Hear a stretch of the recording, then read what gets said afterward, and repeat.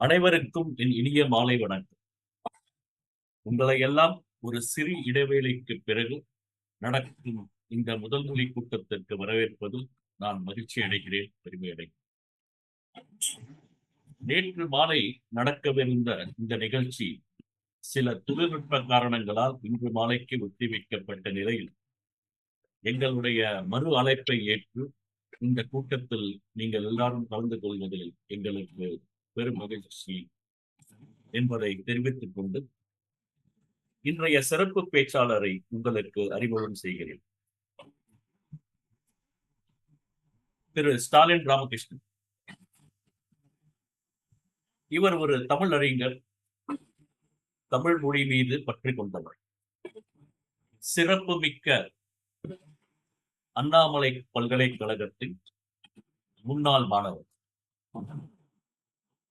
வேதி பொறியியல் பிரிவு கெமிக்கல் இன்ஜினியரிங் பிரிவில் இளங்கலை பட்டமும், பாலிமர் பிரிவில் பாலிமர் சயின்ஸ் அண்ட் டெக்னாலஜி முதுகலை பட்டமும் மற்றும் MBA மார்க்கெட்டிங் பட்டமும் பெற்றவர்.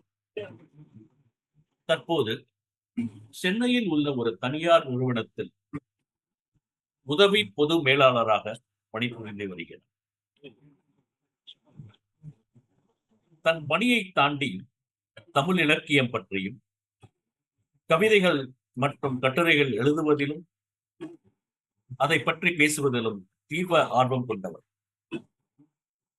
4000 திவ்ய பிரபந்தம் பாசுரங்களில் காணப்பெறும் இலக்கிய சுவை என்ற நூலையும், முத்தமிழ் அறிஞர் டாக்டர் கலைஞர் இயற்றிய தொல்காப்பிய பூங்கா என்ற நூல் குறித்து ஆய்வு கட்டுரைகள் பல எழுதியிருக்கிறார். தாய்மொழியாம் நம் தமிழ் மொழி வழி கல்வி மீது நம்பிக்கை கொண்டவர். அதன் தொடர்ச்சியாக பாலிமர் துறை சார்ந்த தொழில்நுட்பம் பற்றி தொடர்ந்து பல அறிவியல் கட்டுரைகளை எழுதி வருகிறார்.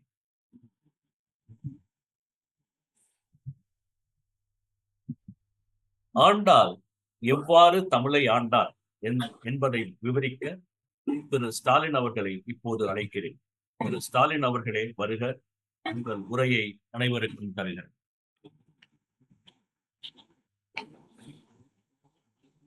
ஆரம்பிக்கலாங்களா? ஆரம்பிக்கலாம் சார்.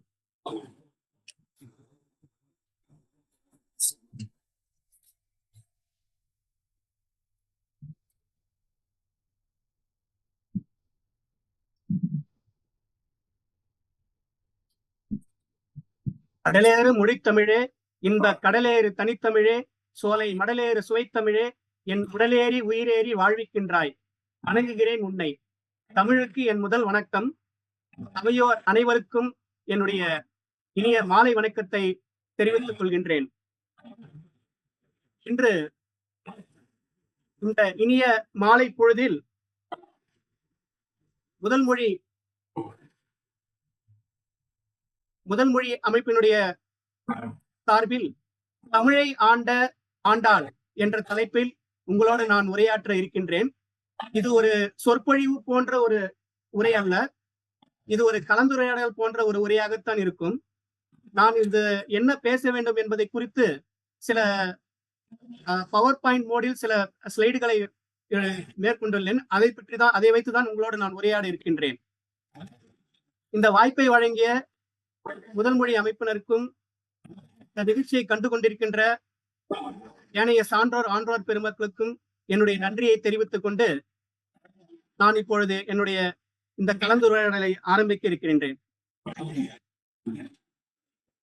இந்த கலந்துரையாடலை ஆரம்பிப்பதற்கு முன்பு முதல் மொழி பற்றி சில மணித்துளிகளை உங்களிடம் பேச விரும்புகின்றேன். இந்த முதல் மொழி அமைப்பானது 4 ஆண்டுகளுக்கு முன்பு ஏற்படுத்தப்பட்டது. தமிழினுடைய வளர்ச்சியை அடிப்படையாக கொண்டு, தமிழ் இனத்தினுடைய வளர்ச்சியை அடிப்படையாக கொண்டு அண்ணாமலை பல்கலைக்கழக முன்னாள் மாணவர்கள் கூட்டமைப்பால் இந்த அமைப்பு ஏற்படுத்தப்பட்டது. அதனைத் தொடர்ந்து இந்த அமைப்பின் சார்பாக பல்வேறு தமிழ் வளர்ச்சி பணிகள், ஆக்கப்பூர்வமான கல்வி வளர்ச்சி பணிகள் மற்றும் மாணவர்களிடையே தமிழ் வளர்க்கும் பணிகள் போன்றவை செவ்வனே நடந்து வருகின்றன. அதைத் தொடர்ந்து முதல் மொழி இதழ் என்ற ஒரு பத்திரிகையும் ஆரம்பிக்கப்பட்டு அதுவும் மாதம் தொடர்ந்து வருகின்றது. அறிவியல் தமிழை மையமாக கொண்டு இயங்கும் இந்த முதல்மொழி அமைப்பு அதற்கான அடுத்த நகர்வை நோக்கி சென்று கொண்டிருக்கின்றது.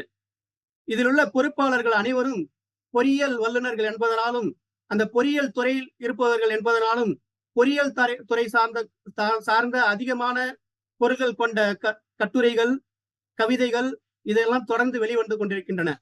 இதனைத் தொடர்ந்து பல்வேறு நிகழ்ச்சிகள், சித்திரை திருநாள் நிகழ்ச்சி, பொங்கல் விழா நிகழ்ச்சி போன்றவை தொடர்ந்து நடைபெற்று வருகின்றது.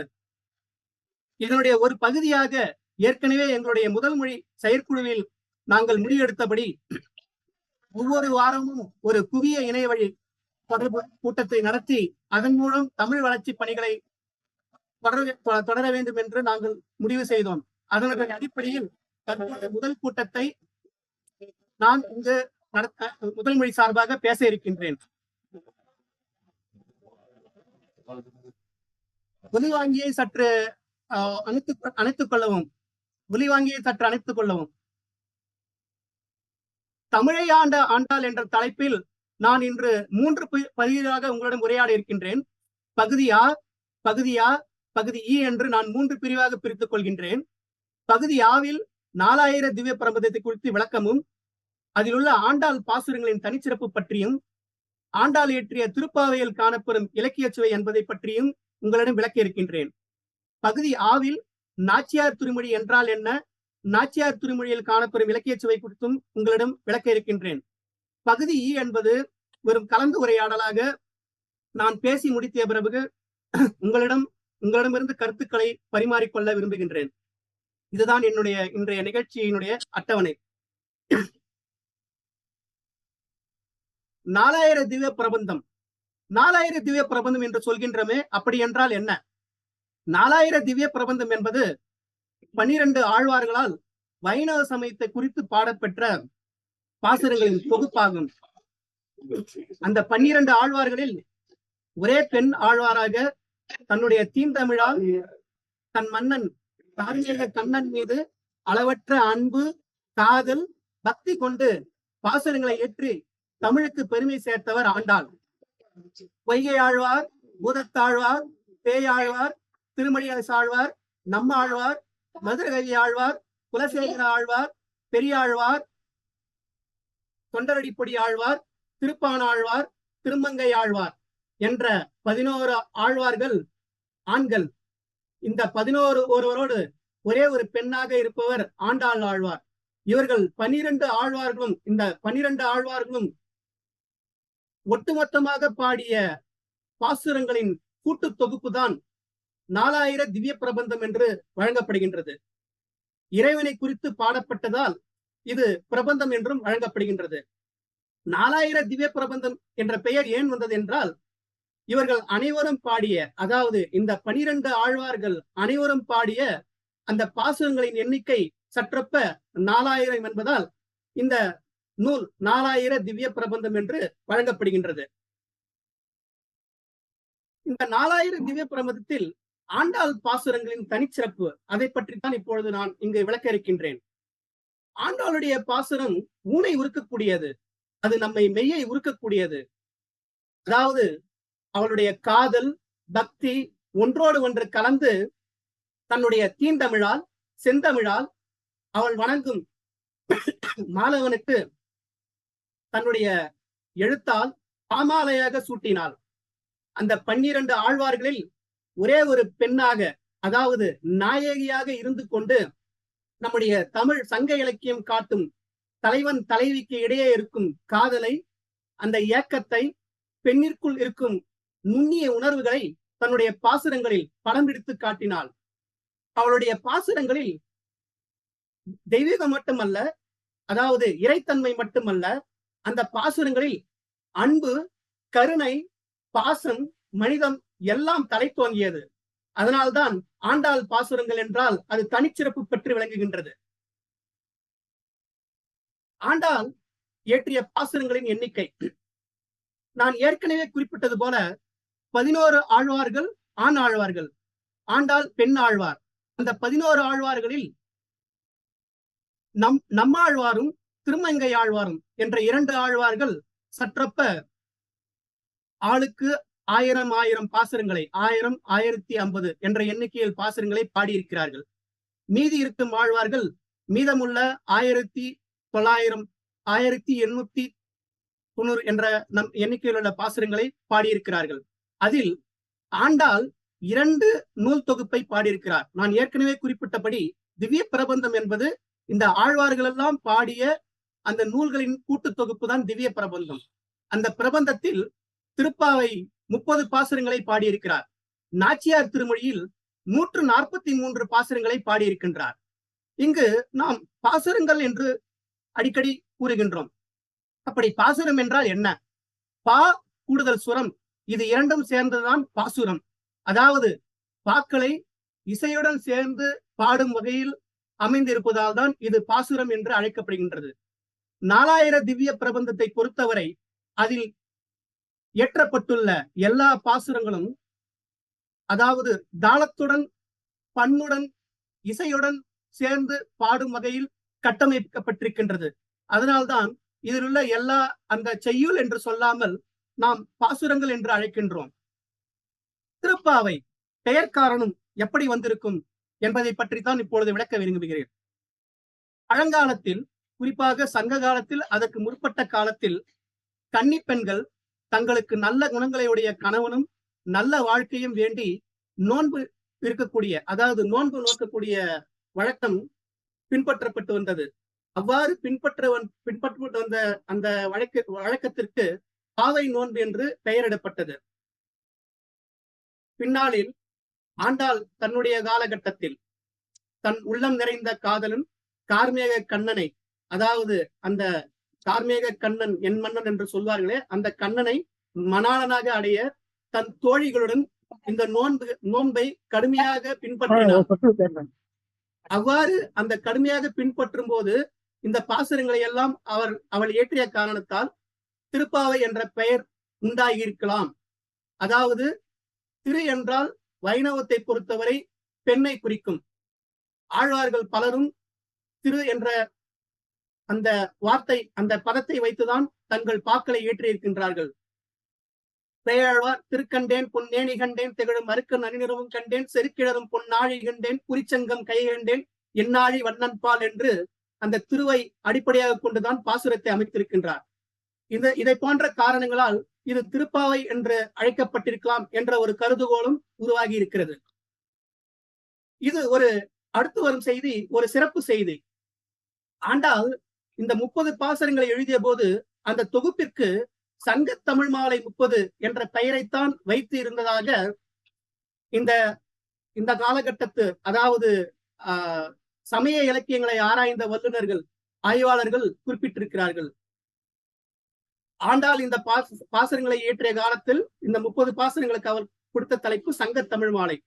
அந்த சங்க தமிழ் மாலை எவ்வாறு வந்திருக்கலாம் என்பதற்கு நான் இப்பொழுது ஒரு பாசுரம் சொல்கின்றேன். அந்த பாசுரத்தின் மூலம் இந்த நூல் இந்த பெயரிலும் அழைக்கப்பட்டிருக்கலாம் என்று நாம் கருத முடிகின்றது. வங்க கடல் கடைந்த மாதவனை கேசவனை திங்கள் திருமுகத்து சேயழையான் செந்திரஞ்சி அங்க பறை கொண்ட வாற்றை அணிபுதுவை பைங்கமல தந்தரியல் பட்டர்பிரான் கோதை சொன்ன சங்க தமிழ் மாலை 30 தப்பாமே இங்கு இப்பரிசுரைப்பார் 2 மால்வரைதோள் செங்கன் திருமுகத்து செல்வ திருமாலால் எங்கும் திருவரல் பெற்று இன்புருவாய் எம்பாவாய் என்ற பாசுரத்தில் சங்க தமிழ் மாலை 30 தப்பாமே என்ற பதத்தை அவர் பயன்படுத்தியிருக்கின்றார். இதன் அடிப்படையில் அவர் இயற்றிய அந்த 30 பாசுரங்களுக்கும், குறிப்பாக இந்த பதம் அவர் பயன்படுத்திய பாசுரம் 30வது பாசுரம். அதனால் திருப்பாவைக்கு சங்க தமிழ் மாலை 30 என்ற பெயரும் இருந்திருக்கக்கூடும் என்று கருத முடிகின்றது. இது திருப்பாவை பற்றிய ஒரு பார்வை. திருப்பாவை என்ற பெயர் எப்படி வந்திருக்கலாம் என்பது. இந்த திருப்பாவை என்ற பெயர் வந்ததற்கு கவிக்கோ அப்துல் ரஹ்மான் இன்னும் சிறப்பாக விளக்கம் கொடுத்திருக்கின்றார். அவர் எப்படி விளக்கம் கொடுக்கின்றார் என்றால், பாவை நோன்பை பாடுவதால் திருப்பாவை, அதாவது பாவை என்பது பெண்ணை குறிக்கும். அந்த பெண்கள் நோர்க்கும் நோன்பை பற்றி பாடுவதால் இது திருப்பாவை என்று வழங்கப்படுகின்றது. பாவை பாடியதால் திருப்பாவை. ஆண்டாள் ஒரு பாவை, அவள் ஒரு பெண், அவள் ஒரு கன்னிப் பெண். தன் மணாளனை நினைத்து அவனை அடைய வேண்டும் என்று நினைத்து அதை குறித்து பாசுரங்களை பாடியதால் இது திருப்பாவை என்று வழங்கப்படுகின்றது. திருப்பாவை ஒரு பாவை விளக்கு, ஒரு பாவை சொல்லால் ஏற்றிய விளக்கு. எனவே இது திருப்பாவை என்று கவிக்கோ அப்துல் ரஹ்மான் குறிப்பிடுகின்றார். அதாவது திருப்பாவை என்பது ஆண்டாள் ஒரு பாவை விளக்கு. அந்த பாவையானவள் தன்னுடைய சொல்லால், இங்கு சொல் என்று அவர் குறிப்பிடுவது ஆண்டாள் இயற்றிய பாசுரங்களை, அந்த பாசுரங்களால் தான் விரும்பும் மணாளனை குறித்து பாடியதால் அதற்கு திருப்பாவை என்று பெயர் வந்திருக்க கூடும் என்று அவர் கருதுகிறார். அடுத்தது நம்முடைய கண்களில், அதாவது நம்முடைய விழிகளுக்கு நாம் சொல்லக்கூடிய பெயர் பாவை. நம்முடைய கருவிழிக்குள் இருக்கும் அந்த அந்த இது அந்த இதற்கு நாம் குறிக்கக்கூடிய சொல் பாவை. அதுபோல தன்னுடைய விழிகளுக்குள் பாவையாக இருக்கும் கண்ணனை குறித்து அவள் பாடியிருந்ததால் இது திருப்பாவை என்று அழைக்கப்படுவதாகவும் கவிக்கோ அப்துல் ரஹ்மான் கருதுகிறார். இந்த விளக்கத்தை நாமும் ஏற்பதற்கு எந்தவித தயக்கமும் இல்லை என்றே நான் கருதுகின்றேன். சங்க இலக்கியத்தை எடுத்துக்கொண்டால் பாவை மற்றும் நீராடல் குறித்து சில செய்யுள்கள் இருக்கின்றன, சில பாடல்கள் இருக்கின்றன. அதை குறித்தும் இங்கு நான் உங்களிடம் மேற்கோள் காட்ட விரும்புகிறேன். நேரிழை மகளிர் வார்மணல் இழைத்த வண்டர் பாவை என்று நற்றினையும், வண்டர் பாவை உண்டூரை தரியத் திருநுதல் மகளிர் குறவை எயரும் என்று அகநானூறும் பாவை விளையாட்டை குறித்து விளக்கி இருக்கின்றது. இந்த பாவை விளையாட்டு என்பது மனதால் பொம்மை செய்து விளையாடுவது. இது சங்க காலத்திற்கு முன்பே இருந்திருக்கின்றது. சங்க காலத்திலும் அகநானூறு புறநானூறு போன்ற அகநானூறு புறநானூறு இரண்டிலும் இதை பற்றி விளக்கமாக குறிப்பிடப்பட்டிருக்கின்றது. அதற்கான குறிப்புகளும் இங்கு இருக்கின்றது. இந்த பொம்மை பற்றி குறிப்பிட்டதோடு மட்டும் இல்லாமல் நீராடல் பற்றியும் ஒரு பாடல் குறிப்பிடுகின்றது. பொய்கை சூழ்ந்த பொழில்மனை மகளிர் கைசை பாவை என்று அகநானூறு இந்த பாவை விளையாட்டுடன் நீராடலையும் சேர்த்து குறிப்பிடுகின்றது. இவ்வாறு இந்த பாவை விளையாட்டை கருவாக கொண்டு, அதாவது இந்த பாவை விளையாட்டை மையமாக கொண்டு உருவாக்கப்படும் இலக்கியம் பாவை இலக்கியம் என்று வழங்கப்படுகின்றது. அதனால் திருப்பாவை பாவை இலக்கிய வகையை சார்ந்ததாகவும் நாம் அறிந்து கொள்ள முடிகின்றது. பொதுவாக திருப்பாவையை பாவை இலக்கியம் என்றுதான் சொல்வார்கள். அதற்காகத்தான் சங்க இலக்கியத்திலிருந்து இந்த குறிப்புகளை நான் மேற்கோள் காட்டியிருக்கின்றேன். திருப்பாவைக்குள் திருப்பள்ளி எழுச்சி. நான் ஏற்கனவே குறிப்பிட்டபடி 12 ஆழ்வார்களில் ஒவ்வொரு இலக்கிய வகையை தங்களுடைய பாசுரங்களை ஏற்றுவதில் கையாண்டிருக்கின்றார்கள். இதில் பெரியாழ்வார், ஆண்டாள் ஆழ்வார், தொண்டரடிப்பொடி ஆழ்வார் ஆகியோர் தங்கள் பாசுரங்களை பாவை இலக்கியம், திருப்பள்ளி எழுச்சி இலக்கியத்தை சார்ந்து கட்டமைத்திருக்கின்றார்கள். திருப்பள்ளி எழுச்சியை பற்றி தொல்காப்பியமும் குறிப்பிடுகின்றது. பழங்கால தமிழகத்தில் அரசன் உறங்கப் போகும் முன்பும் அவர் விழித்துக் கொண்டு எழும்போதும் பாடும் வழக்கம் இருந்திருக்கின்றது. அதாவது நாம் சில திரைப்படங்களில் கூட பார்த்திருக்கலாம். அரசன் தூங்குவதற்கு முன்பும் அவர் தூங்கி எழுந்த பின்பும் அந்த வாத்திய கருவிகளை, ஒலிவாத்திய கருவிகளை கொண்டு ஓசை எழுப்பி அவரை துயில் கொள்ள வைப்பதும் துயில் எழ வைக்கக்கூடிய அந்த நிகழ்வுகளை நாம் பார்த்திருக்கலாம். அதை பற்றி தொல்காப்பியம் என்ன கூறுகிறது என்றால், கண்படை கண்ணிய கண்படை நிலை தாவில் நல்லிசை கருதிய கடந்தோர்க்கு சூதர் ஏந்திய துயிலடை நிலையும் என்று இந்த திருப்பள்ளி எழுச்சிக்கான இலக்கணத்தை பற்றி தொல்காப்பியம் குறிப்பிடப்பட்டிருக்கின்றது. இந்த சூத்திரத்தை பயன்படுத்தி பாடப்படக்கூடிய இலக்கியம் திருப்பள்ளி எழுச்சி என்று அழைக்கப்படுகின்றது. இந்த 4000 திவ்ய பிரபந்த தொகுப்பை பொறுத்தவரை தொண்டரடிப்பொடி ஆழ்வார் திருப்பள்ளி எழுச்சி என்னும் ஒரு பிரபந்தத்தை பாடியிருக்கின்றார். அதாவது அவர் ஒரு நூலை பாடியிருக்கின்றார்.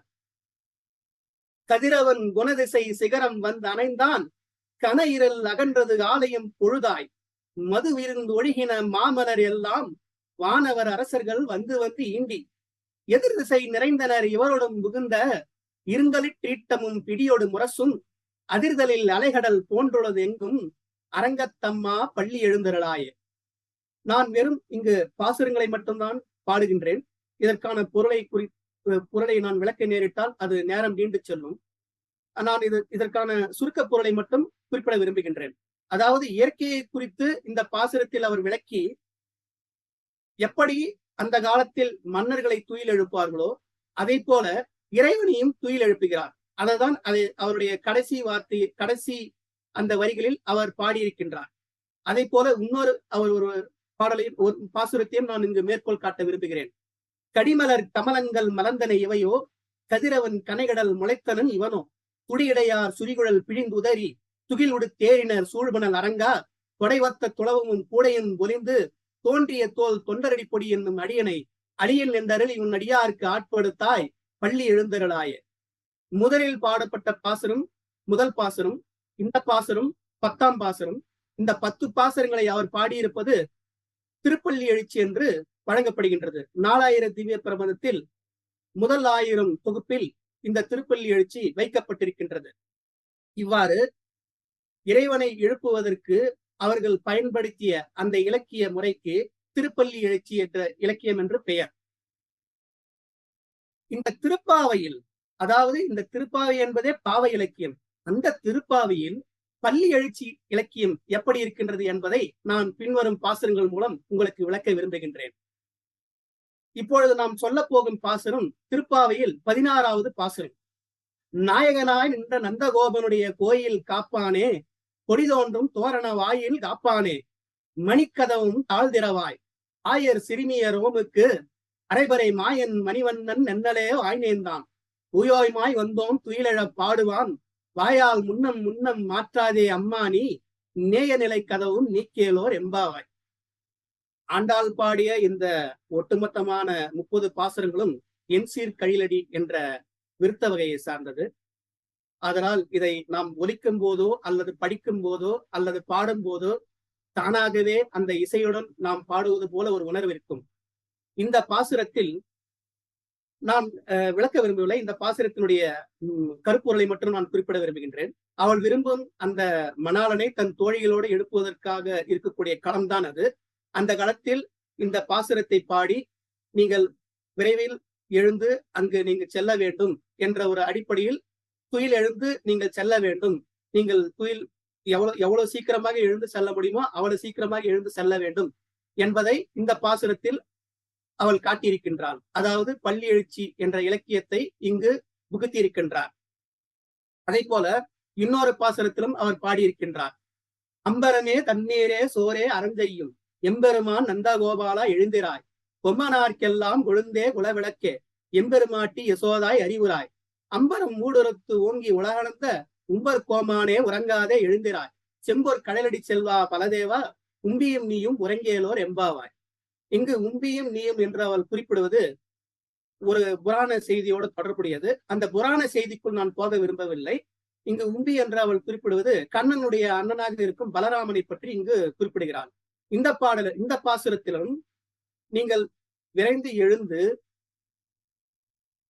சீக்கிரம் செல்லுங்கள், துயில் எழுங்கள் என்ற அடிப்படையில் அந்த கருப்பொருளில் இந்த பாசுரத்தை அவர் பாடியிருக்கிறார். ஆக திருப்பாவையில் உள்ள இந்த 2 பாசுரங்களிலும் திருப்பள்ளி எழுச்சி என்ற இலக்கியத்தையும் ஆண்டாள் பயன்படுத்தி தன்னுடைய தமிழ் செழுமையை, தன்னுடைய செந்தமிழ் ஆற்றலை நமக்கு எடுத்துரைத்திருக்கிறார், நமக்கு காட்டியிருக்கின்றார். திருப்பாவையில் கடை திறக்கிறதுனா ஏதோ நம்ம அந்த ஷாப்பு கடைங்களை திறக்கிறது அப்படின்றத நினைச்சுக்க கூடாது. கடை திறப்பு என்பதும் இலக்கியத்தில் ஒரு வகையை சார்ந்தது. இந்த கடை திறப்பு பத்தி கலிங்கத்து பரணினர் ரொம்ப விரிவா குறிப்பிட்டிருக்காங்க. கலிங்கத்து பரணி இயற்றப்பட்ட காலம் பாத்தீங்கன்னா 12ஆம் நூற்றாண்டு. அதுல என்ன சொல்லியிருக்காங்க அப்படின்னாக்க, ஏன் அந்த கடை திறப்பு அப்படின்றது வந்ததுன்னா அதை பத்தி தான் இந்த ஒரு சிறு விளக்கம்.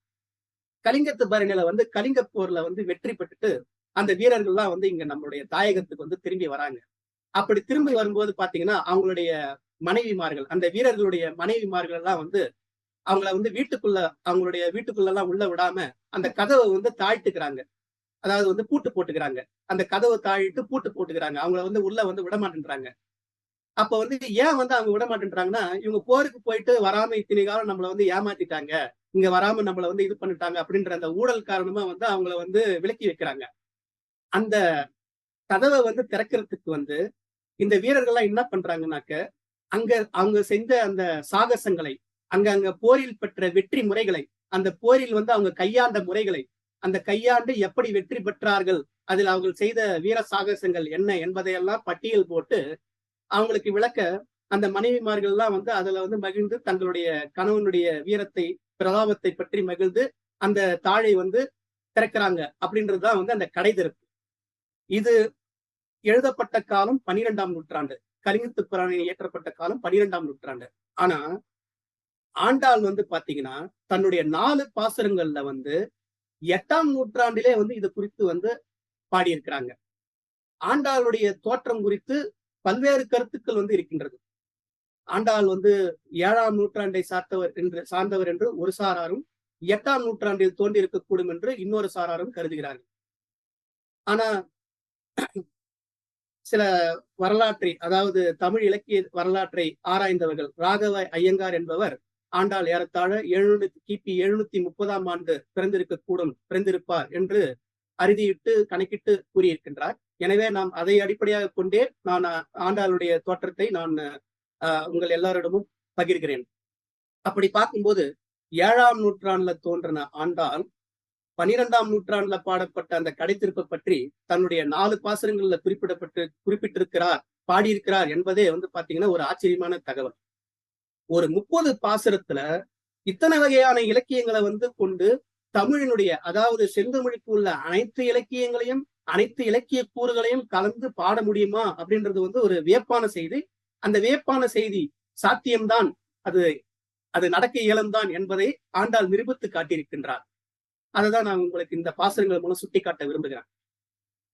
கீசு கீஸ் என்றும் ஆணை சாத்தான் கலந்து பேசின பேச்சரவும் கேட்டிலையோ பேய்ப்பெண்ணே, காசும் பிறப்பும் கலகலப்ப கைபேர்த்து வாச நறுங்குழல் ஆட்சியர் மத்தினால் ஓசைப்படுத்த தயிரறவும் கேட்டிலையோ, நாயக பெண்பிள்ளாய் நாராயணன் மூர்த்தி கேசவனை பாடவும் நீ கேட்டே கிடத்தியோ, தேசமுடையாய் திரவேலோர் எம்பாவாய் என்று திருப்பாவை தன்னுடைய 7வது பாசுரத்தில் ஆண்டாள் பாடியிருக்கிறாள்.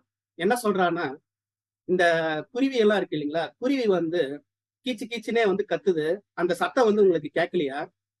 இந்த ஆட்சியர்கள், அதாவது வந்து அங்க அந்த இந்த களம் நடக்கிறதெல்லாம் பாத்தீங்கன்னாக்க வந்து அந்த பிருந்தாவனம் என்ற களம், ஆயர்களம், அந்த ஆயர்களத்துல வந்து நடக்கிறத வந்து இந்த அம்மா வந்து திருவல்லிபுத்தூர்ல இருக்காங்க. திருவல்லிபுத்தூர்லயே வந்து இவங்க வந்து எல்லாமே வந்து அந்த பிருந்தாவனத்துல நடக்கிறத மாதிரிதான் வந்து இவங்க எல்லாத்தையுமே வந்து தன்னுடைய மன கற்பனை கட்டி அந்த எல்லா விஷயத்தையுமே வந்து அவங்க வந்து இங்க இருந்துதான் வந்து பாடுறாங்க. அப்படி பாடும்போது வந்து அங்க நடந்த சம்பவங்களையே வந்து தன்னுடைய பாசுரங்கள்ல வந்து அவங்க வந்து நமக்கு விளக்கி காட்டியிருக்கிறாங்க. எப்படி சொல்றாங்க? வாச நறுங்குழல் ஆட்சியர் மத்தினார், அதாவது நல்ல அந்த நறுமணத்தையுடைய அந்த மத்து தயிரை வந்து, அந்த தயிர் சட்டி இருக்கு, அந்த தயிர் சட்டியில வந்து இப்படி கடையும் போது வந்து அந்த கடையக்கூடிய ஒலி வந்து உங்களுக்கு கேட்கலையா? நீங்க வந்து கேசவனை, அதாவது கண்ணனை நீங்க வந்து பார்க்க வரலையா? உங்க கதவு திறந்து பார்க்க வரலையா அப்படின்னு இங்க கதவு திறப்பது, அதாவது அந்த கடை திறப்பு அப்படின்ற அந்த ஒரு இலக்கியத்தை வந்து இந்த பாசுரத்துல வந்து ஆண்டாள் வந்து நமக்கு சுட்டி காட்டி இருக்கிறாங்க. அதாவது இந்த பாசுரத்து மூலமா நம்ம வந்து புரிஞ்சிக்க முடியுது. அடுத்த பாசுரம், தூமணி மாடத்து சுற்றும் விளக்கெரிய தூபம் கமழ துயிலினை மேல் கண்வளரும் மாமான் மகளே மணிக்கதவும் தாழ்திரவாய், மாநீர் அவளை எழுப்பீரோ உண்மகள்தான் ஊமையோ அன்றி செவிடோ அனந்தலோ, ஏம பெருந்துயில் மந்திர பட்டாளோ மாமாயன் மாதவன் வைகுந்தன் என்னென்று நாமம் பலவும் நவன்றேலோர் எம்பாவாய். இந்த பாவை இலக்கியன்றதுனாலதான் இந்த எல்லா பாசுரத்திலையும், இந்த 30 பாசுரத்திலும் பாத்தீங்கன்னா எல்லா பாசுரமும் எம்பாவாய் எம்பாவாய் தான் முடியும். அதை நம்ம உச்சரிக்கும் போதும், நம்ம படிக்கும் போதும், நம்ம பாடும் போதும் அது நமக்கு ஒரு உணர்வை வந்து கொடுக்கும். அதனாலதான் வந்து இது வந்து பாவை இலக்கியம்னு நம்ம சொல்றோம். இந்த பாசுரத்துல பாத்தீங்கன்னாக்க அவங்க என்ன சொல்றாங்க அப்படின்னா, நான் அந்த பாசுரத்துல இருக்கிற சில வரிகளுக்கு மட்டும் விளக்கம் சொல்றேன். மாமான் மகளே மணிக்கதவும் தாழ்திரவாய். மாமான் மகளேன்னா, மாமா மகளே மணிக்கதவு, அந்த கதவை வந்து திறக்க மாட்டியா? மாமி அவங்கள வந்து எழுப்ப மாட்டியா? உன் மகளுக்கு வந்து ஊமையா? அவளுக்கு பேச வராதா? அவ செவிடா? அவ வந்து ஏதாவது மந்திரத்தால வந்து தூங்கிட்டே இருக்கா? வைகுந்தன, அதாவது தன்னுடைய கண்ணனை பார்க்க வரமாட்டாளா? எங்களோட சேர்ந்து பார்க்க வரமாட்டாளா?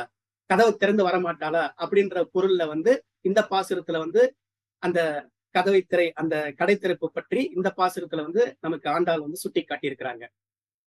அடுத்த பாசுரம் பாத்தீங்கன்னா, நோற்று சுவர்க்கம் புகுகின்ற அம்மனாய் மாற்றமும் தாராரோ வாசல் விரவாதார் நாற்றத் துழாய்முடி நாராயணன் நம்மால் போற்றக் கரைதரும் புண்ணிய நாள் வந்தொரு நாள் கூற்றத்தின் வாய்வீழ்ந்த கும்பகர்ணனும் தோற்றும் உனக்கே பெருந்துயல்தான் தந்தானோ அற்ற அனந்தல் உடையாய் அருங்கலமே தேற்றமாய் வந்து திரவேலோர் என்பாவாய்.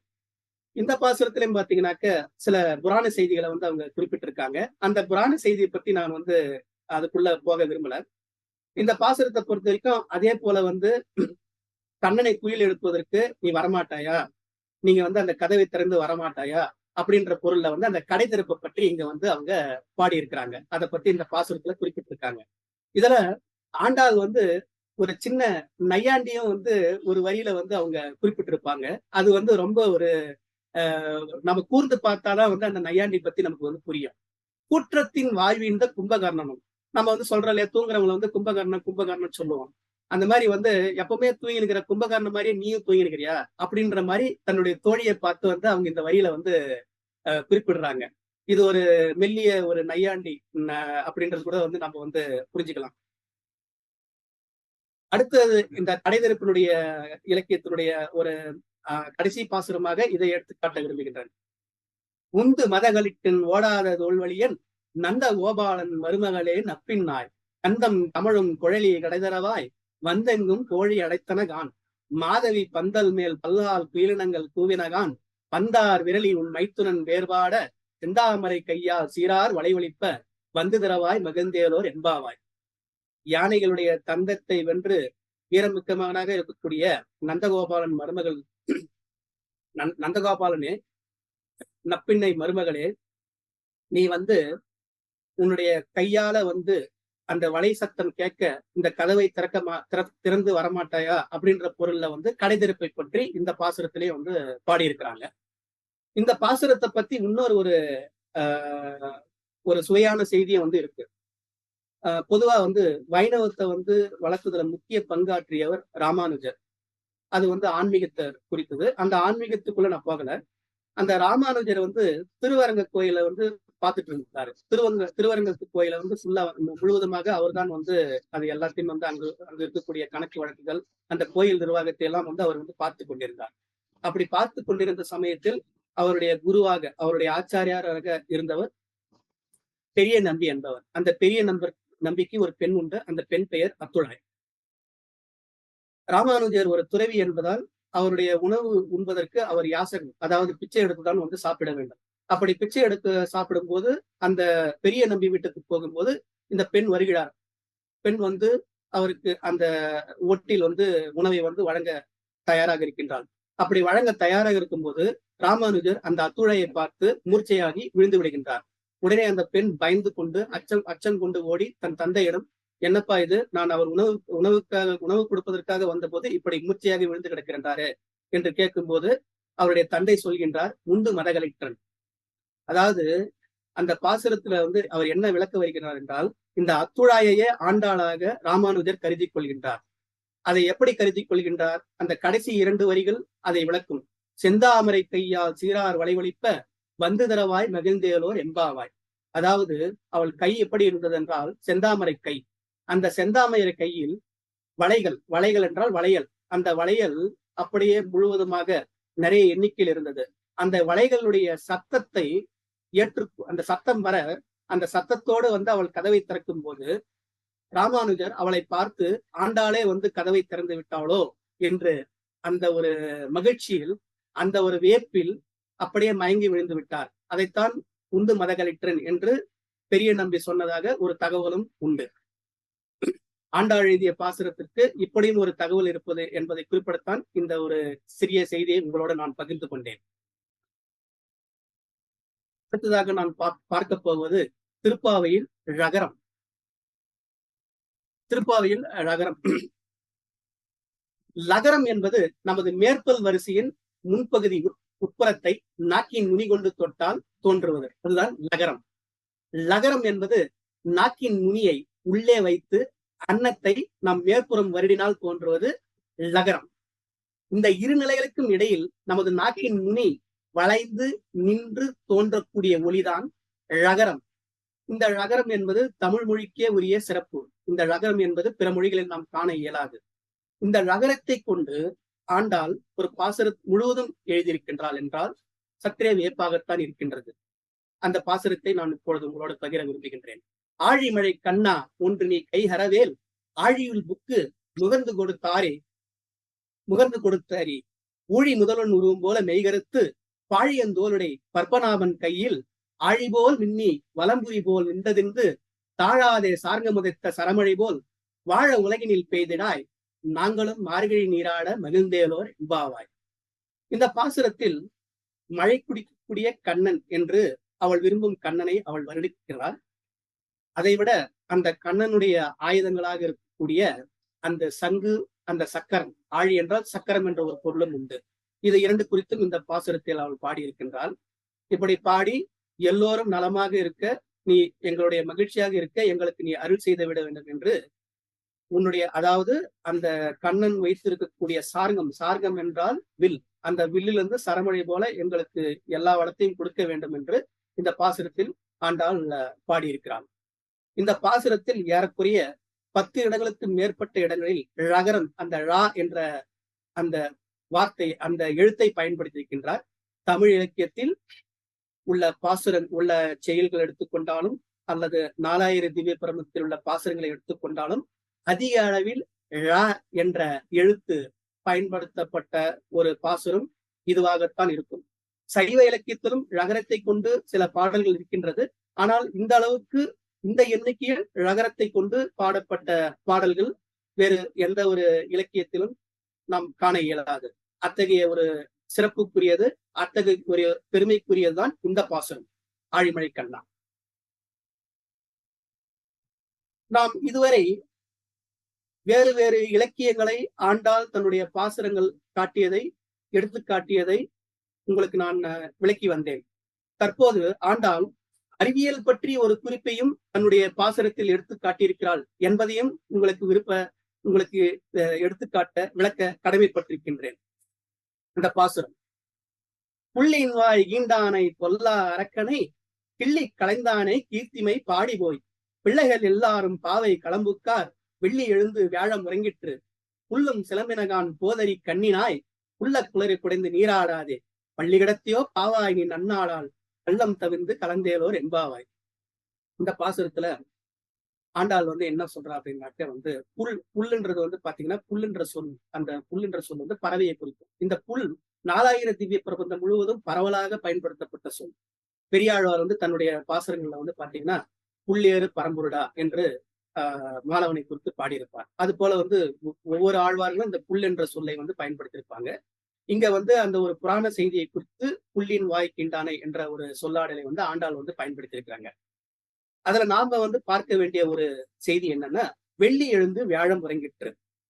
ஆண்டாள் நான் ஏற்கனவே குறிப்பிட்டபடி அந்த கிபி 730ஆம் ஆண்டு காலகட்டத்தில் வானவில்ல ஒரு அபூர்வ நிகழ்வு நிகழ்ந்ததாக கூறப்படுகின்றது. அந்த காலகட்டத்துல வெள்ளின்றதுதான் நம்ம வீனஸ் சொல்றோம். வியாழம் அது ஜூபிடர். அதாவது வீனஸ் எழுந்து ஜூபிடர் உறங்கிற்று. அதுதான் வெள்ளி எழுந்து வியாழம் உறங்கிற்று என்ற ஒரு அறிவியல் செய்தியையும் ஆண்டாள் தன்னுடைய பாசுரத்துல குறிப்பிட்டு காட்டியிருக்கிறார். ஆண்டாள் ஏறத்தாழ அந்த பாசுரங்களை அவங்க எழுதின காலத்துல அவருடைய வயது சற்றப்ப ஒரு 15 தான் இருக்கு என்று கருதப்படுகின்றது. அந்த 15 வயதுல இவ்வளவு ஒரு அறிவு இருந்தது என்பது மிகுந்த ஒரு ஆச்சரியத்திற்குரியது, மகிழ்ச்சி அடையக்கூடிய ஒரு செய்தி. அது அறிவியலை பற்றியும் தமிழ் இலக்கியத்துல குறிப்பிடப்பட்டிருக்கிறது என்பதற்கு தான் இந்த பாசுரம் ஒரு உதாரணம்.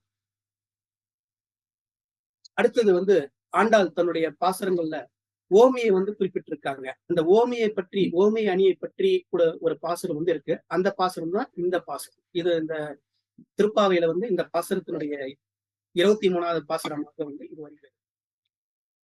மாறி மலை முழங்கில் மன்னி கிடந்துறங்கும் சீரிய சிங்கம் அறிவுற்று தீவிழித்து வேரிமயிர் பொங்க எப்பாடும் வேந்துதறி மூறி நிமிர்ந்து முழங்கி புறப்பட்டு போதருமா போலே நீ பூவை பூவண்ணா உன் கோயில் நின்று இங்கண்ணே போந்தருளி கோப்புடைய சீரிய சிங்காசனத்திலிருந்து யாம் வந்த காரியம் ஆராய்ந்தருளேலோர் எம்பாவாய் என்று இந்த பாசுரத்துல பாடியிருக்கிறாங்க. இந்த பாசுரத்தினுடைய பொருள் பாத்தீங்கன்னாக்க இதுக்கே ஒரு மயிர்ப்பு செறிகிற மாதிரி இருக்கும். எப்படி அப்படின்னாக்க, இந்த மலை குகையில ஒரு சிங்கம் படுத்திருக்கு. அந்த சிங்கம் படுத்திருக்கும் போது திடீரென்று மழை பெய்யுது. அந்த மழை பெய்யும் போது அந்த சிங்கம் வந்து அப்படியே வந்து எழுது. அப்படி எழும்போது அதனுடைய கண்கள்ல வந்து அப்படியே தீப்பொறி வந்து பறக்குது. அப்படி எழும்போது வந்து தன்னுடைய பிடரில இருக்கிற மயிரெல்லாம் வந்து அப்படியே பொங்குது. பொங்கிட்டு அந்த 4 திசையும் நோக்கி தன் உடையை வந்து கம்பீரமாக வந்து அசைச்சு அந்த சோம்பலை வந்து முறித்துக் கொண்டு கெர்ச்சிக்கிறது. அப்படி சிங்கம் வெளியே வர மாரி, காயாம்பூ போல கருமை நிறம் கொண்ட கண்ணனே, நீ வந்து இருக்கும் இடத்திலிருந்து வந்து வெளியே வா. வெளியே வந்து அங்க இருக்கக்கூடிய சிம்மாசனத்துல வந்து அமர்ந்து கொள். அங்க அமர்ந்து கொண்டு எங்களுடைய கோரிக்கைகளை, எங்களுடைய வேண்டுதல்களை வந்து கேட்டு, அதற்கு வந்து அருள் புரி அப்படின்னு சொல்லிட்டு ஆண்டாள் வந்து இந்த பாசுரத்துல வந்து பாடியிருக்கிறாங்க. அதாவது இங்க அந்த வேண்டுகோள் பக்தி மூலமா அவங்க வெளிப்படுத்தி இருந்தாலும், அதற்கு அவங்க வந்து இங்க பயன்படுத்தியிருக்கிற உவமைய தான் வந்து நம்ம வந்து பார்க்கணும். என்ன ஒரு அருமையான உவமைய வந்து இங்க நமக்கு ஒப்பிட்டு இந்த பாசுரத்துல நமக்கு வந்து சுட்டி காட்டியிருக்கிறாங்க. அதாவது வந்து அந்த சிங்கம் பிடரி மயிர் பொங்க 4 புறமும் எப்படி வந்து சோம்பல் விரித்து எழுதோ, அது போல வந்து கருமை நிற கண்ணா நீயும் எழுந்து வா, சிங்கம் போல எழுந்து வா அப்படின்றதுதான் வந்து இங்க வந்து அவங்க நமக்கு வந்து இந்த பாசுரத்துல வந்து சுட்டி காட்டியிருக்கிறாங்க. அடுத்தது திருப்பாவியில வந்து போற்றி என்ற சொல் வார்த்தை பயன்படுத்தப்படக்கூடிய ஒரு பாசுரம். நீங்க 4000 தீப பிரபந்தம் முழுவதும் பாத்தீங்கன்னா, அந்த 4000 பாசுரங்களிலும் வந்து போற்றி என்ற சொல் வேறு எந்த பாசுரத்திலும் பயன்படுத்தப்பட்டிருக்காது. அதாவது போற்றி போற்றி என்று. எங்கேயாவது ஒன்று இடத்துல வந்து ஓரிரு இடங்களில் போற்றி என்ற சொல் வந்திருக்கலாம். ஆனால் பாசுரம் முழுவதும் போற்றி என்ற அந்த சொல் பயன்படுத்தப்பட்டிருக்காது. நீங்க பொதுவாக பக்தி இலக்கியத்தை பாத்தீங்கன்னா, போற்றி போற்றி என்பது ஒரு சாதாரணமான ஒரு சொல். எல்லா ஒரு கடவுளர்களையும் வணங்கும் போது போற்றி போற்றி என்று இருக்கக்கூடிய நிறைய பாடல்கள் இருக்கின்றது. ஆனால் இந்த 4000 தீப பிரபந்தத்தில் திருப்பாவையில் மட்டும்தான் ஆண்டாள் இந்த பாசுரத்தை பாடியிருக்கின்றார். அன்று இவ்வுலகம் அளந்தாய் அடி போற்றி, செந்தங்கு தென்னிலங்கை சற்றாய் திரள் போற்றி, கொண்ட சகடம் உதைத்தாய் புகழ் போற்றி, கண்டுகுணிலாய் எரிந்தாய் கடல் போற்றி, குன்றுகுடையாய் எடுத்தாய் குணம் போற்றி, வென்று பகை எடுக்கும் நின் கையில் வேல் போற்றி, என்றென்றும் சேவகமே ஏத்தி பறை கொள்வான், இன்றியாம் வந்தோம் இறங்கேலோர் என்பாவார். இந்த பாசுரத்தில் அவர் முழுவதுமாக புராண சம்பவங்களை பற்றித்தான் இந்த பாசுரங்களில் அந்த புராண கதைகளில் உள்ள அந்த கதாபாத்திரங்களை குறித்து அவர்களுடைய அந்த தன்மையை குறித்து தான் இந்த பாசுரத்தில் சுட்டி காட்டியிருக்கின்றார்.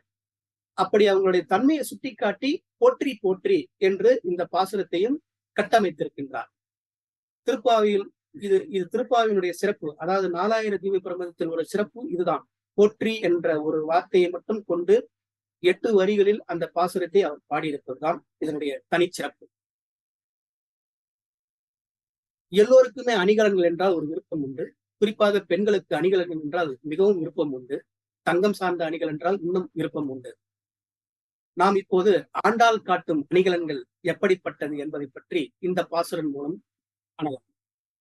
கூடாரை வெல்லும் சீர் ஓவிந்தா உந்தன்னை பாடி பறை கொண்டு யாம்பெரும் சம்மானம் நாடு புகழும் பரிசினால் நன்றாக சூடகமே தோல்வளையே தோடே சிவிப்பூவே ஆடகமே எந்தனைய பல்கலனும் யாமணிவோம் அடை உடுப்போம் அதன் பின்னே பார்சோறு மூட நெய்ப்பெய்து முழங்கை வழிவார குடியிருந்து குளிந்தேலோர் என்பாவார்.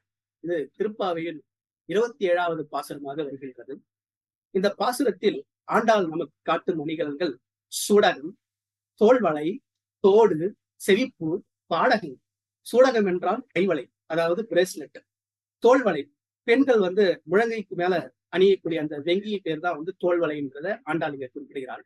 தோடு தோடு என்பது பெண்கள் அணியக்கூடிய அந்த காதணி கம்மல். செவிப்பு செவிப்பு என்பது காது மடல்களில் குத்தி கொள்ளக்கூடிய பூ, அதாவது உள்ள நம்ம விற்பனைக்கூடிய பூ, அதுதான் வந்து செவிப்பூ. பாடகம் என்றால் கால்வளை, அதாவது கொலுசு. செவிப்பூவை பற்றி சங்க இலக்கியத்திலும் குறிப்பிடப்பட்டிருக்கின்றது. இவ்வாறு இந்த 5 விதமான ஒரு அந்த அணிகலன்களை வந்து இந்த பாசுரம் மூலம் வந்து நமக்கு வந்து சுட்டி காட்டியிருக்கிறார் ஆண்டாள். இந்த பாசுரத்தில் இருக்கக்கூடிய இன்னொரு செய்தி என்னன்னா, 2 செய்திகளை சொல்ல விரும்புகிறார். ஒரு செய்தி கூடாரை வெல்லும் சீர்கோவிந்தா. இந்த கூடாரை கூடார் என்றால் எதிரி, அதாவது நமக்கு பகைவன். அந்த பகைவர்களையும் தன்னுடைய சொல்லால் செயலால் வெல்லக்கூடிய பண்பை உடையவன் கோவிந்தன் என்று தன் மணாளனை பற்றி இங்கு பாடுகின்றார். அடுத்தது மூட நெய் பெய்து முழங்கை வழிவார கூடியிருந்து குளிந்தேலோர் எம்பாவா என்று சொல்லுகிறார். நீங்கள் திருப்பாவை 2வது பாசுரத்தை எடுத்துக்கொண்டீர்கள் என்றால், அதில் நோன்பு நூற்கும் போது அது என்னென்ன செயல்கள் செய்ய வேண்டும், என்னென்ன செயல்கள் செய்யக்கூடாது என்பதை பற்றி அந்த பாசுரத்தில் குறிப்பிட்டிருப்பார். வையத்து வாழ்வீர்கள் நாமும் நம் பாவைக்கு செய்யும் கிருசிகள் கேளீரோ, பார்க்கடலுள் வையத்து என்ற வரமனடி வாடி, நெய் உண்ணும் பால் உண்ணும் நாட்காலே நீராடி, மையிட்டெழுதோம் மலரிட்டு நாம் முடியோம், செய்யாதன செய்யோம் தீக்குறளை சென்றோதோம், ஐயமும் பிச்சையும் மாந்தனையும் கைகாட்டி உய்யுமார் எண்ணி உகந்தேலோர் என்பாவாய் என்று அந்த இரண்டாவது பாசுரத்தில் பாடியிருப்பார். என்ன சொல்கிறாள் அதன் மூலம்? நீங்கள் நோன்பு காலத்தில் நெய் உண்ணக்கூடாது, பால் உண்ணக்கூடாது, உங்களுடைய விழிகளுக்கு மை இட்டுக் கொள்ளக்கூடாது, நீங்கள் தலையிலே மலரை சூட்டிக் கொள்ளக்கூடாது என்று தன்னுடைய தோழிமார்களுக்கு நோன்பு காலத்தில் செய்யக்கூடிய அந்த செய்யக்கூடாத செயல்களை அந்த பாசுரம் மூலம் சுட்டி காட்டுகின்றான். இந்த பாசுரத்தில் மூட நெய் பெய்து முழங்கை வடிவார கூடியிருந்து குளிந்தேலோர் என்பாவாய் என்று குறிப்பிடுகிறார். அதாவது உங்களுடைய நோன்பு முடிந்து விட்டது, உங்களுடைய நோன்பை முடித்துக் கொண்ட பின்பு நீங்கள் உணவை அருந்தலாம். எப்படி உணவை அருந்தலாம்? அந்த பால் சோறு உங்களுடைய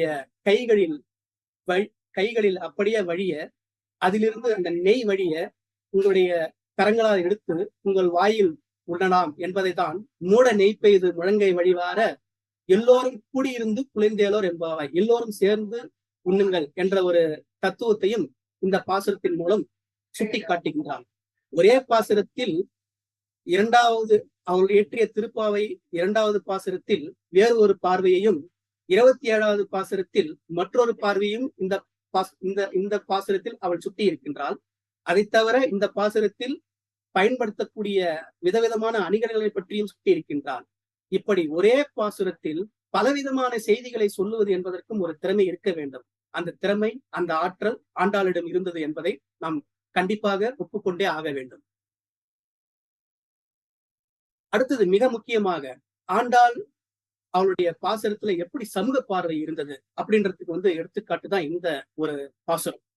ஓங்கி உல அளந்த உத்தமன் வேறுபாடி நாங்கள் நம்பாவைக்கு சாற்றி நீராடினால் தீங்கின்றி நாடெல்லாம் திங்கள் மும்மாறி பெய்து ஓங்கு பெருஞ்சென்னலோடு கயலுலக பூங்குவளை போதில் பொய்வண்டு கண்படுப்ப எங்காதே விட்டிருந்து சீர்த்த முலை பற்றி வாங்க குடமிரைக்கும் வள்ளல் பெரும்பசுக்கள் நீங்காத செல்வம் நிறைந்தேலோர் என்பாவார். இதுல தன்னுடைய இறைவனாக இருக்கக்கூடிய திருமாலை பத்தி உத்தமன் என்ற சொல்லால அவங்க பாடுறாங்க. அதுக்கப்புறம் என்ன சொல்றாங்கன்னா, அந்த மாதிரி அவங்க புகழ பாடும்போது நாடெல்லாம் மாசம் மாசம் 3 முறை மழை பெய்யுது. அந்த மழை பெய்யும் போது தண்ணி பற்றாக்குறைய வெள்ளமும் ஏற்படாது. அப்படி இருக்கிறனால அங்க அந்த மண்வளம் செழிக்கும். அந்த மண்வளம் செழித்து நெற்பயிர்கள்லாம் ஓங்கி வளரும். அந்த நெற்பயிர்ல தங்கக்கூடிய நீர்ல மீன்கள் எல்லாம் ஒண்ணுக்கு ஒண்ணு துள்ளி விளையாடும். அது மட்டும் இல்லாம அதுல பாத்தீங்கன்னா நிறைய கோலை மலர் மலரும். அந்த மலர்ல வண்டுகள் அமரும். அந்த வண்டுகள் அந்த மலர்ல இருக்கிற தேனை உறிஞ்சி கொண்டு அந்த மயக்கத்துல உறங்கி மகிழும். அப்படின்றத மட்டும் சொல்லி நிறுத்தாம அங்க இருக்கிற பசுக்கள் பாத்தீங்கன்னா வள்ளல் போல நிறைந்த பாலை தரும் அப்படின்னு குறிப்பிடுறாங்க. நாம வள்ளல் என்பதற்கு புராணத்துல கர்ணனை எடுத்துக்காட்டா கொள்வோம். தமிழ் இலக்கியத்தை பொறுத்த வரைக்கும் கடையேழு வள்ளல்களை நம்ம பாரி வல்வில் ஓரி அவங்கள நம்ம எடுத்துக்காட்டா நம்ம கொள்ளலாம். அதே மாதிரி இந்த பசுக்களும் பாலை வழங்குதல வள்ளல் தன்மையாக இருப்பதா குறிப்பிட்டு இவ்வாறு இருக்கும்போது அது அந்த நாட்டுல செல்வ செழிப்பா இருக்கும். அங்க துயரமே இருக்காது. மக்கள் எல்லாம் மிக மகிழ்ச்சியாக வாழ்வார்கள் என்று இந்த பாசுரத்தின் மூலம் தன்னுடைய சமூக சிந்தனையை ஆண்டாள் இங்க நமக்கு சுட்டி காட்டியிருக்கிறாங்க. திருப்பாவையை பொறுத்த வரைக்கும் இன்னும் ஒவ்வொரு பாசுரத்திலையும் நிறைய செய்திகள் இருக்கின்றது, நிறைய இலக்கிய சுவை இருக்கின்றது. அதை பற்றி நான் பேசிக்கொண்டே சென்றால் நேரம் கொள்ளாது. ஆகவே என்னுடைய பகுதி 1ஐ முடித்துக் கொண்டு பகுதி 2ஐ நான் ஆரம்பிக்கின்றேன். நான் ஏற்கனவே குறிப்பிட்டபடி 30 பாசுரங்கள் அவள் பாடியதுதான் திருப்பாவை. அந்த திருப்பாவை இல்லாம நாச்சியார் திருமொழி என்ற ஒரு நூலையும் அவர் எழுதியிருக்கின்றார். அந்த நாச்சியார் திருமொழியில் 143 பாசுரங்கள் இருக்கிறது. அந்த 143 பாசுரங்களையும் 14 தலைப்புகளில் பாடியிருக்கிறாங்க. அந்த நாச்சியார் திருமொழி பாசுரங்கள் பாடப்பட்ட சூழல், அதை பத்தி தான் இப்போ இந்த விளக்கம். இந்த பாசுரங்கள் சூடப்பட்ட சூழல் எப்படின்னா, சங்க இலக்கியத்துல தலைவன் தலைவிய அந்த பொருளை மையமாக கொண்டு அதே அடிப்படையில தன்னை தலைவியாகவும் தான் விரும்பும் அந்த திருமாலை மாலவனை தலைவனாகவும் கொண்டு அவள் அந்த காதலில் உள்ள ஆழத்தை, அந்த காதலில் தோன்றும் ஊடலை, வேதனையை, அந்த இயலாமையை, ஆற்றாமையை தன்னுடைய தீந்தமிழால் செந்தமிழால் இந்த நாச்சியார் திருமொழியில எல்லா பாசுரங்களையும் எழுதி அதை வெளிக்காட்டி இருக்கிறாங்க. துகிலை பனித்திரள் என இருக்கு. இங்க வந்து இந்த பாசுரத்துல என்னன்னா, தன்னுடைய உடைய வந்து குடுத்துடு அப்படின்னு சொல்லிட்டு கண்ணன் கிட்ட வந்து வேண்டுற மாதிரி, அதாவது வந்து ரிக்வெஸ்ட் மோட் பண்ற மாதிரி வந்து இந்த பாசுரத்தை வந்து பாடியிருக்கிறாங்க. "கடத்தமிழ் தாமரை பொய்கை தாள்கள் எம் காலை கதுவ விடத்தேள் எறிந்தாலே போல வேதனை ஆற்றவும் பட்டோம். குடத்தை எடுத்தேற விட்டு கூத்தாடவல்ல எம் கோவே படிற்றை எல்லாம் தவிர்ந்து எங்கள் பட்டை பணித்தருளாயே." இது வந்து 3ஆம் திருமொழி. இந்த திருமொழி அப்படின்னா என்னன்னா, நான் ஏற்கனவே குறிப்பிட்டபடி அவங்க வந்து 143 பாசுரங்கள் பாடியிருக்காங்க. ஒவ்வொரு திருமொழியிலும் வந்து பாத்தீங்கன்னா, ஒரு 8 பாசுரங்கள் முதல் 12 பாசுரங்கள் எண்ணிக்கையில வேறுபட்டிருந்தாலும், மொத்த எண்ணிக்கையில வந்து அந்த இந்த நூல் வந்து 143 பாசுரங்களை வந்து கொண்டிருக்கும். இந்த பாசுரத்தினுடைய பொருள் வந்து பாத்தீங்கன்னா ரொம்ப சிறப்பானது. இந்த பாசுரத்துல என்ன சொல்றாங்கன்னா, தடாகத்துல வந்து பாத்தீங்கன்னா அகன்ற ஆழ்ந்த மலர்கள் வந்து மலர்ந்திருக்காம். அதுல வந்து கிடைக்கக்கூடிய அந்த மலர்களில் இருக்கக்கூடிய தாமரை தண்டுகள் வந்து அவங்க கால்கள்ல வந்து கிடைக்கலாம். தாமரை தண்டுகள் வந்து எப்படி அந்த கால்கள்ல படும்போது அதனால வந்து அவங்களுக்கு வந்து வலி ஏற்படலாம். அந்த வலி எப்படி இருக்குன்னாக்க வந்து நஞ்சுடைய தேள் கொட்டினா எப்படி இருக்குமோ அப்படி வந்து அந்த வலி இருக்கு.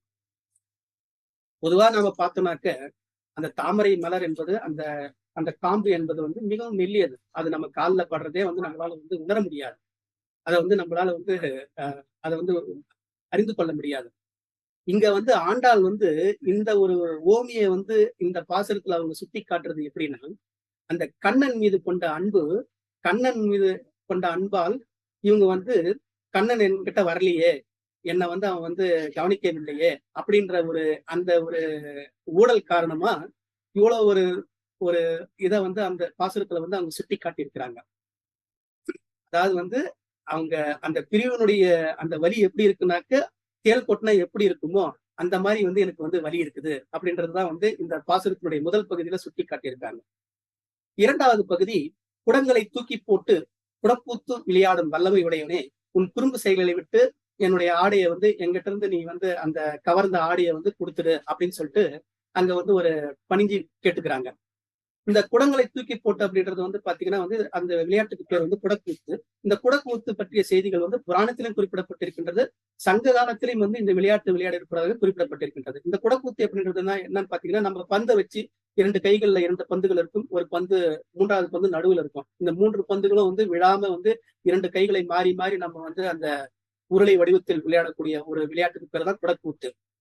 அந்த மாதிரி என்னை வந்து நீ குடக்கூத்து விளையாடுற மாதிரி மாறி மாறி என்னை தூக்கி எறிந்து இது பண்ணாம எங்களை வந்து என்னுடைய ஆடையை கொடுத்து விடு அப்படின்னு சொல்லிட்டு இந்த பாசுரத்துல வந்து ஆண்டாள் தன்னுடைய அந்த ஊடலை வந்து வெளிப்படுத்தியிருக்கிறாங்க.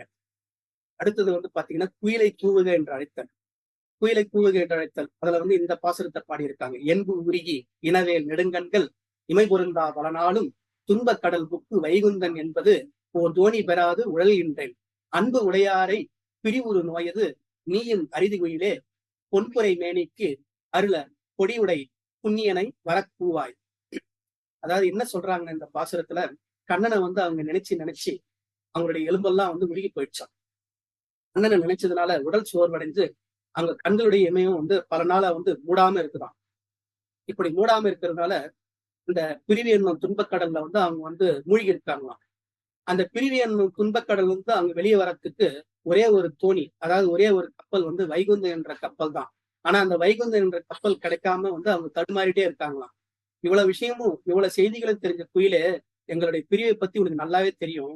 நீ ஏன் வந்து என்னுடைய கண்ணனை, அதாவது வந்து பொன்மேனி கொண்ட கண்ணனை, கருடை கொடி கண்ட கண்ணனை, அதாவது கண்ணனுடைய வாகனம் பாத்தீங்கன்னாக்க வந்து புல் அப்படின்னு நம்ம முன்னாடி பாசுரத்திலே பார்த்தோம். அந்த புல்லுடைய கொடியை கொண்ட கண்ணனை வந்து இங்க ஏன் நீ வர சொல்ல மாட்டாயா, இங்க வந்து அவனை வந்து வர சொல்லி நீ கூவுக அப்படின்னு சொல்லிட்டு குயிலை கூவுகன்னு பணிக்கிறாங்க இந்த பாசுரத்துல.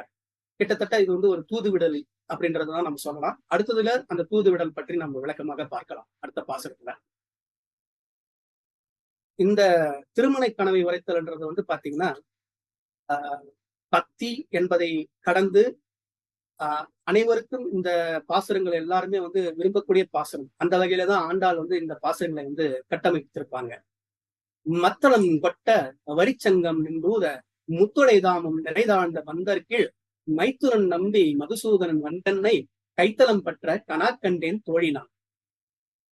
இதுல என்ன சொல்றாங்கன்னா, மத்தளம் வந்து ஒலிக்க, இந்த வலம்புரி செங்கல் பெரிதா இருக்கும். அந்த வலம்புரி செங்கல் வந்து ஊத மைத்துனன் முறையாக இருக்கும் கண்ணன், அதாவது மைத்துனனாக இருக்கும் கண்ணன் வந்து இந்த முத்து மாலைகள் தொங்கக்கூடிய பந்தல் அதனுடைய அடிப்பகுதியில வந்து என்னை வந்து திருமணம் பண்றதுக்கு என் கையை வந்து பிடிக்கிறான் அப்படின்னு சொல்லிட்டு கனவு கண்டதா என் கைத்தலம் பட்ட கனா கண்டேன் அப்படின்னு சொல்லிட்டு அவங்க தோழிமார்கிட்ட எல்லாம் வந்து இந்த பாசுரம் மூலம் தன்னுடைய விருப்பத்தை வந்து எடுத்து காட்டுறாங்க. இதுல நம்ம ரசிக்கக்கூடிய செய்தி, தமிழ்ல வந்து இவ்வளவு ஒரு தெளிவாக தேனினும் இனியதாக இந்த பாசுரத்துல வந்து ஆண்டாள் வந்து அந்த உணர்வுகளை வந்து கொட்டி இருக்கிறாங்க. அடுத்த பாசுரம் பாத்தீங்கன்னாக்க, குங்குமம் அப்பி குளிச்சாந்தம் வட்டித்து மங்கள வீதி வலம் செய்து மனநீர் அங்கவனோடும் உடஞ்சென்றன் காலை மேல் மஞ்சன மாட்ட கனாக்கண்டேன் தோழினான்.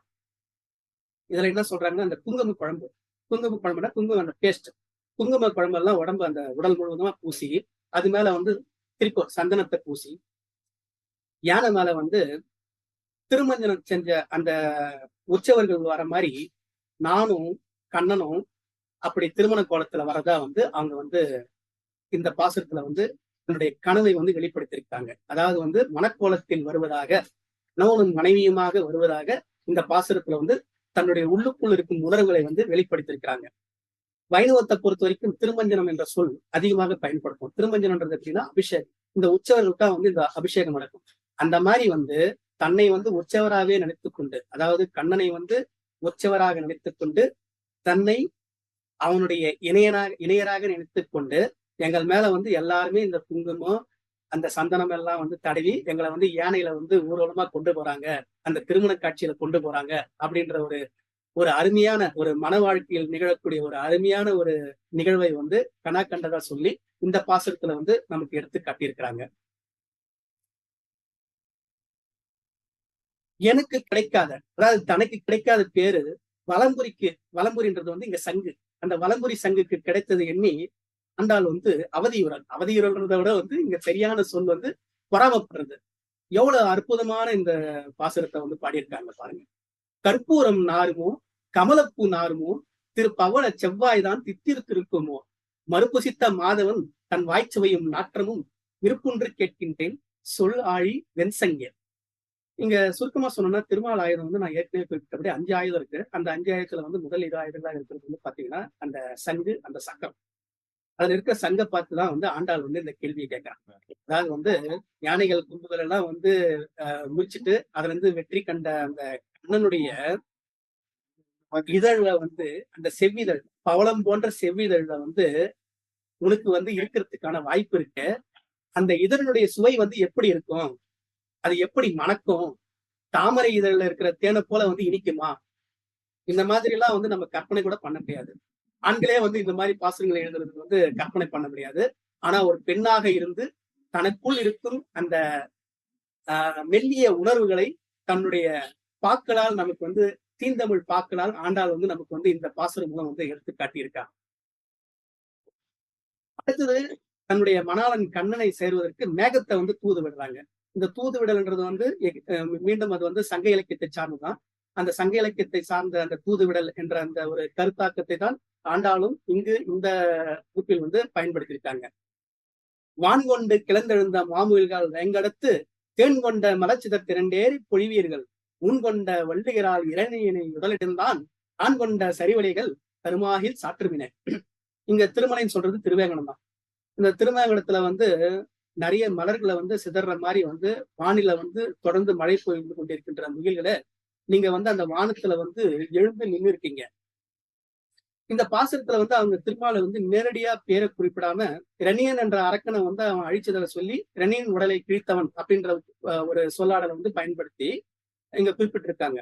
இதுல அவங்க சொல்லக்கூடிய அதாவது குறிப்பான செய்தி என்ன அப்படின்னாக்க, பசலை என்ற ஒரு கருத்தை வந்து இங்க அங்க எடுத்து காட்டுறாங்க. அதாவது சங்க இலக்கியத்துல வந்து பாத்தீங்கன்னா தலைவனும் தலைவியும் வந்து ஊழல் கொள்ளும் போது வந்து அந்த பசலை நோய்க்கு வந்து தலைவி வந்து உட்படுவான். அப்படி பசலை நோய்க்கு உட்படும் போது வந்து அந்த உடல் வந்து மெலிதாகும், அவளால உண்ண முடியாது.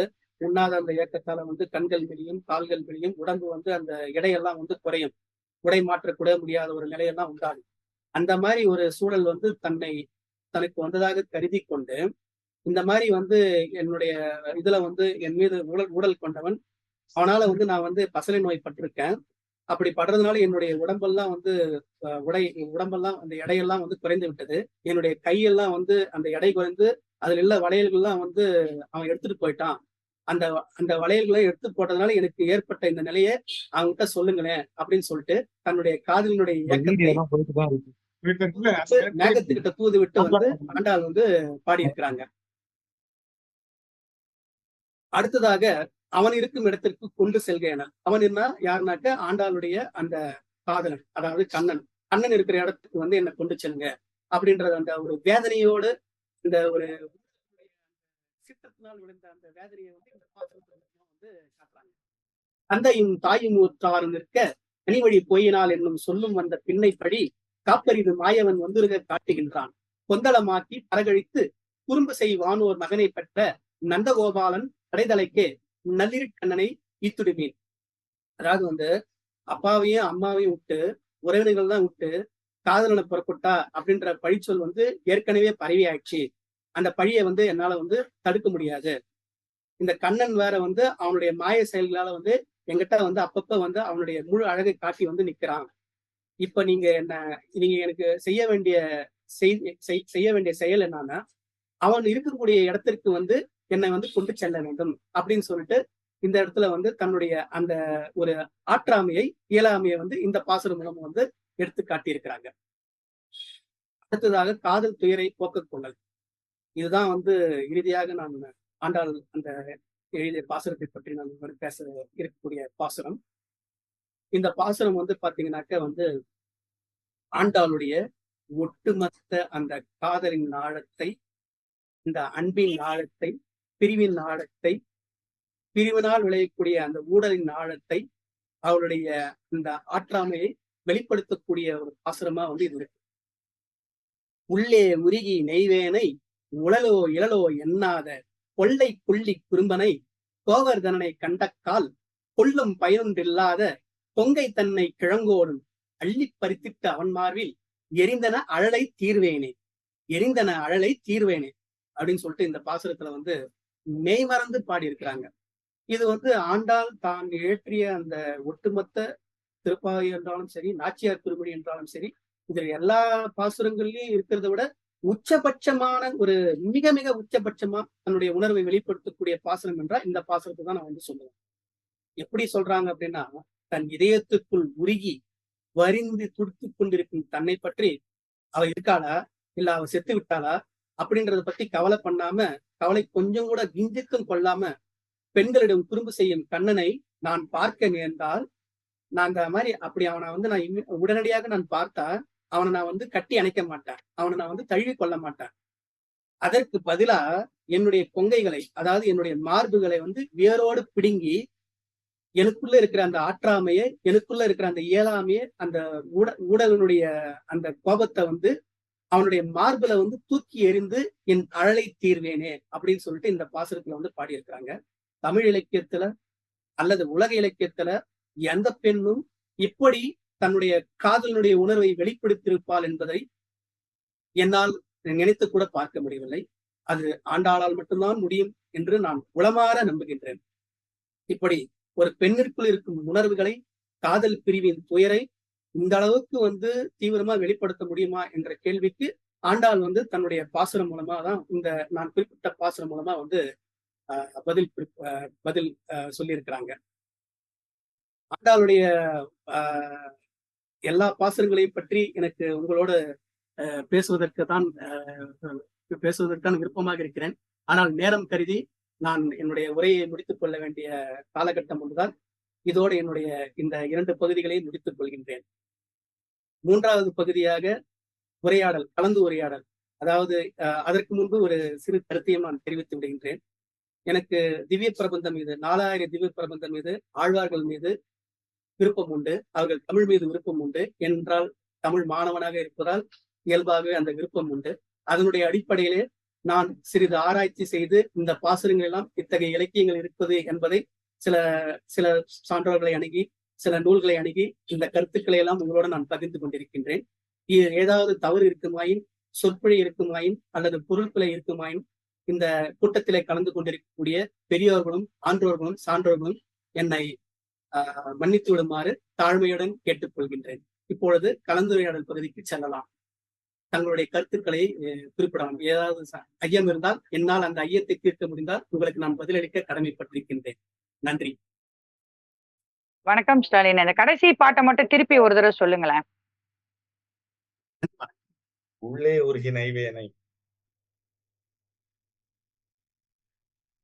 உள்ளே உருகி நைவேனை உளலோ இழலோ எண்ணாத கொள்ளை குள்ளி குறும்பனை கோவர் தன்னை கண்டக்கால் கொள்ளும் பயனொன்றில்லாத பொங்கை தன்னை கிழங்கோடும் அள்ளி பறித்திட்டு அவன் மார்பில் எரிந்தன் அழலை தீர்வேனே.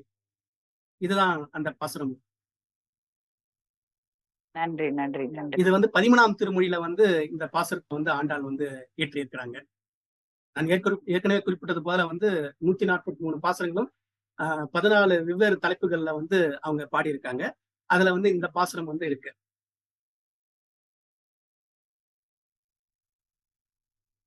திரு செழியன் ஐயா நடுவுல கையை உயர்த்தினார். அவர் ஏதாவது கேள்விகள் இருக்கா?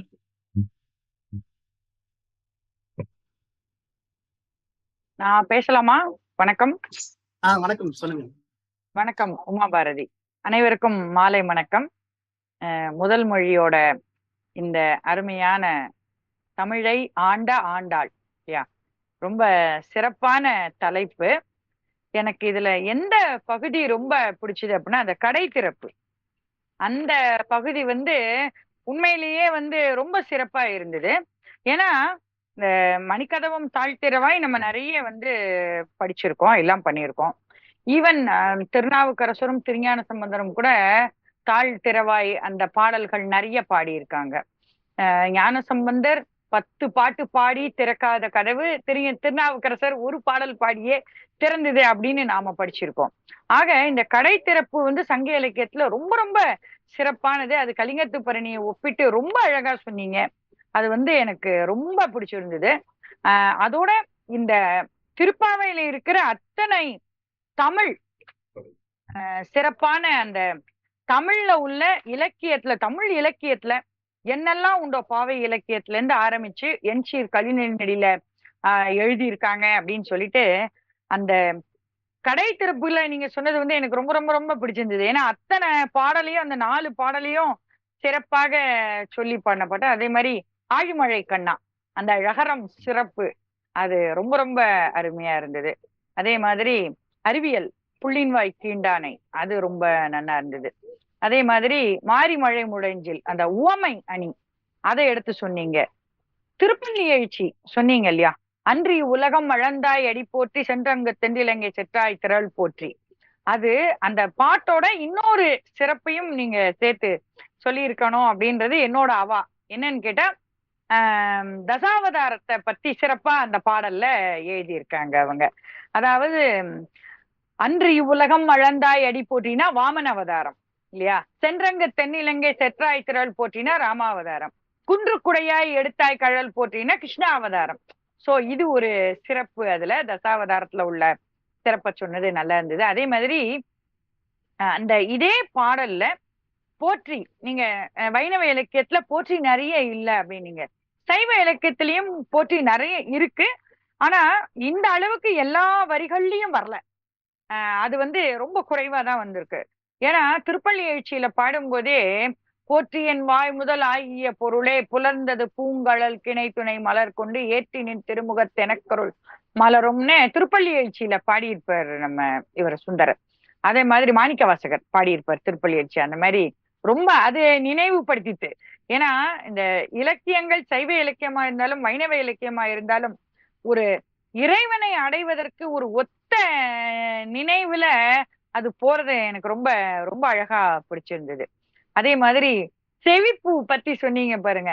இன்றைக்கு மக்கள் எல்லாரும் காதுல ஒரு 10 தோடு போடுறாங்கன்னா இது அன்னைக்கே ஆண்டாலும் சங்க இலக்கியங்களும் ரொம்ப அழகா சொல்லியிருக்காங்க. ஸ்டெப் தோடுன்னு இன்னைக்கு கிட்டத்தட்ட ஒரு 10 தோடு காது முழுக்க போட்டுக்கிட்டு இருக்காங்க. அன்றைக்கே நம்ம பாட்டிமார்கள், அதாவது ரொம்ப பூட்டி அவங்க எல்லாம் போட்டிருந்ததெல்லாம் ரொம்ப அழகா சொன்னீங்க. அந்த மூட நெய் பெய்து முழங்கை வழிவாரன்ட்டு அந்த வையத்து வாழ்வீர்கள்ல செய்யாதன செய்யும் தீக்குறளை சென்றோதும் ரொம்ப அருமையா இருந்தது. அதே மாதிரி இப்ப நாச்சியார் திருமொழி நீங்க சொன்னது வந்து அந்த குடக்கூத்தும் சரி, தூதுவிடல், மத்தளம் கொட்ட வரிசங்கம் நின்றுவது, அது வந்து ரொம்ப கிளாசிக் சாங். அதெல்லாம் அன்கம்பேரபிள் அப்படின்னு சொல்லுவோம் இல்லையா? அந்த மாதிரி நீங்க எவ்வளவு தூரம் இத ரொம்ப அனுபவிச்சு